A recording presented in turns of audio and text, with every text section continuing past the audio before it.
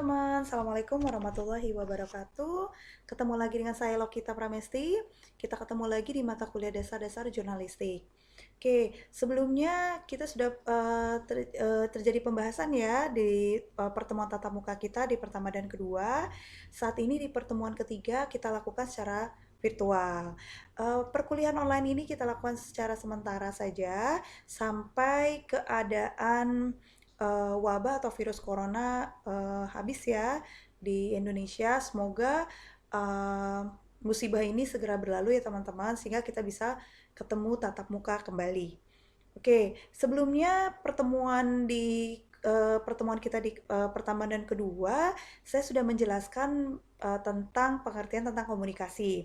Di sini saya pengen flashback kembali, pengen merefresh lagi teman-teman supaya tidak ada yang lupa sebenarnya pengertian dan sejarah komunikasi itu seperti apa.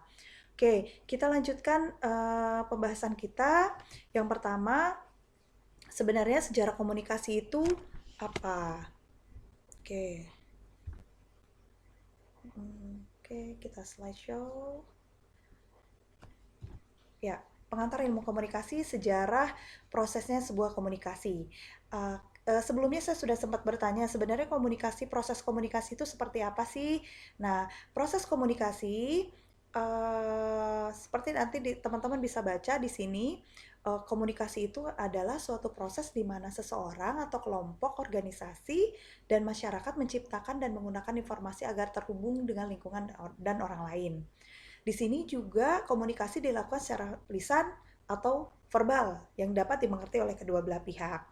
Dan ketiga, apabila tidak terdapat bahasa verbal, maka kita dapat menggunakan bahasa isyarat seperti tersenyum, gestur tubuh, menggelengkan kepala, dan lain sebagainya. Saya ingin menjelaskan bahwa proses komunikasi adalah proses di mana seorang komunikator menyampaikan pesan atau memberikan pesan, memiliki ide atau gagasan terhadap suatu permasalahan yang ingin disampaikan kepada komunikan, kemudian komunikan mengerti tentang apa yang diinginkan penyampaian pesan dari komunikator, dan dia memberikan feedback atau timbal balik dari penyampaian pesan disampaikan oleh komunikator tersebut. Secara simpelnya sistem komunikasi seperti itu. Tetapi di dalam proses komunikasi juga bisa terdapat juga encoding dan decoding ya teman-teman ya. Ada juga noise sebagai gangguan, noise atau gangguan di mana komunikasi bisa terjadi apabila terjadinya sesuatu hal yang tidak diinginkan oleh si komunikan sebagai penerima pesan, otomatis itu menjadi satu gangguan juga dalam proses komunikasi. Jadi intinya di dalam proses komunikasi tidak semua dapat berjalan secara lancar. Tidak semua seorang komunikator sebagai pembawa pesan atau penyampai pesan atau ide memberikan pesan yang dapat dimengerti oleh komunikan. Tetapi bisa juga sebaliknya. Penyampaian pesan yang disampaikan itu tidak sampai atau tidak dimengerti oleh seorang komunikan. Seperti itu ya. Oke, kita lanjutkan. Sebenarnya tujuan komunikasi itu apa sih? Di sini teman-teman bisa lihat ada 4 tujuan komunikasi.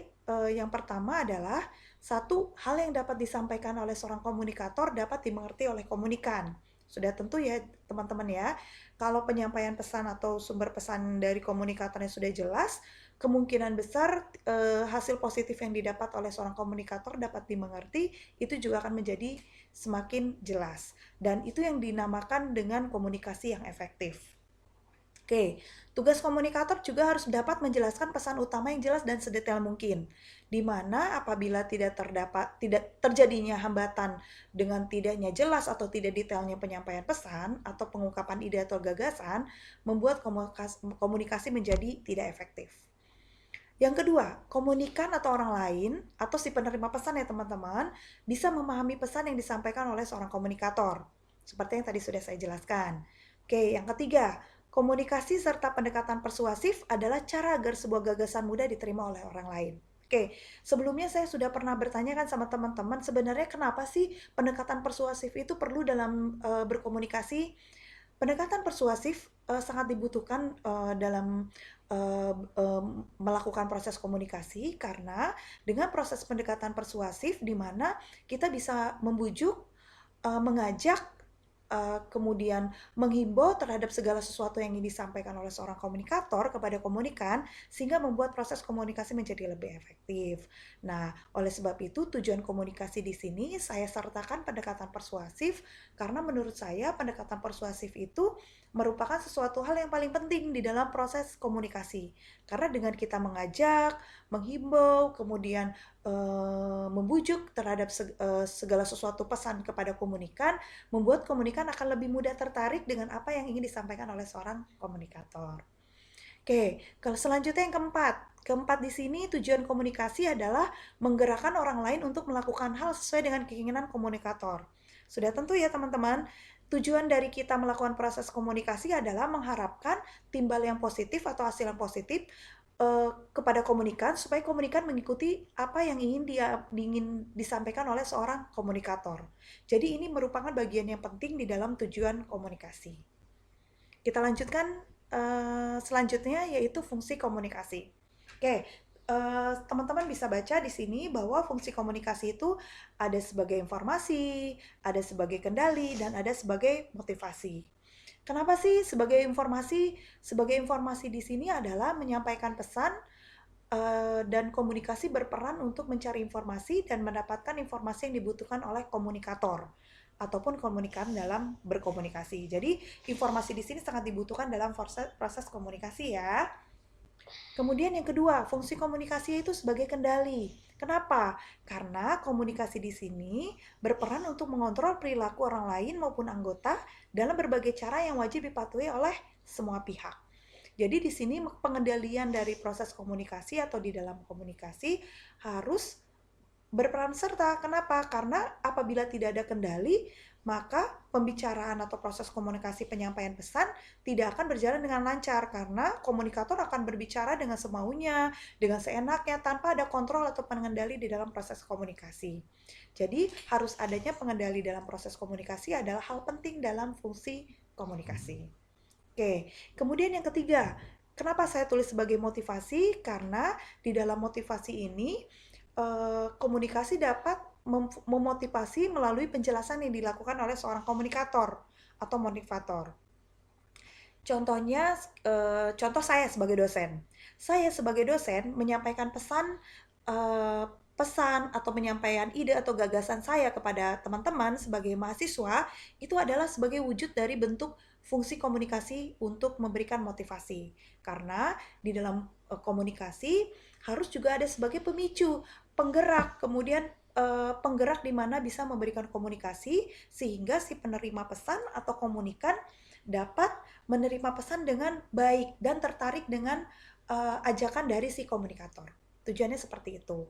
Oke, kita lanjutkan ya. Mudah-mudahan di sini saya rasa teman-teman cukup paham mengenai penjelasan komunikasi, tujuan dan fungsi. Sekarang di sini teman-teman bisa lihat bagian yang saya bikin, bahwa ini sudah saya pernah sampaikan di pertemuan saya yang kedua.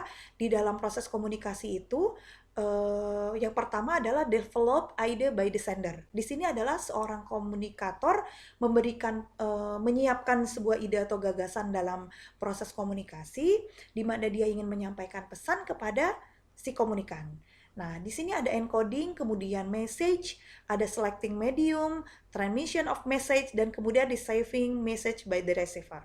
Oke, untuk penjelasan secara singkatnya adalah seperti yang tadi saya sudah jelaskan, bahwa di dalam proses komunikasi, komunikator menyampaikan pesan, encoding itu dalam bentuk simbol-simbol yang ingin disampaikan, seperti contohnya, saya ingin mengajak teman-teman berkomunikasi. Dari tatapan mata saya, teman-teman bisa tahu bahwa saya mengajak teman-teman berkomunikasi dengan saya.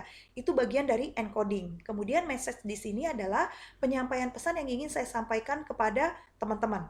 Kenapa di sini ada bagian selecting medium? Selecting medium ini adalah bagian dari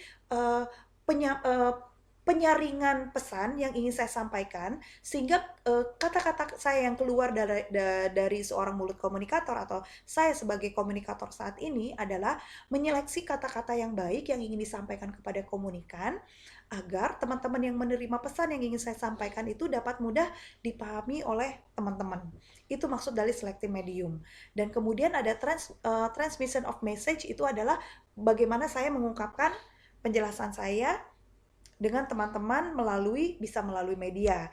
Nah, saat ini yang saya lakukan melalui media adalah melalui media YouTube channel, di mana tujuan saya untuk menyampaikan pesan kepada teman-teman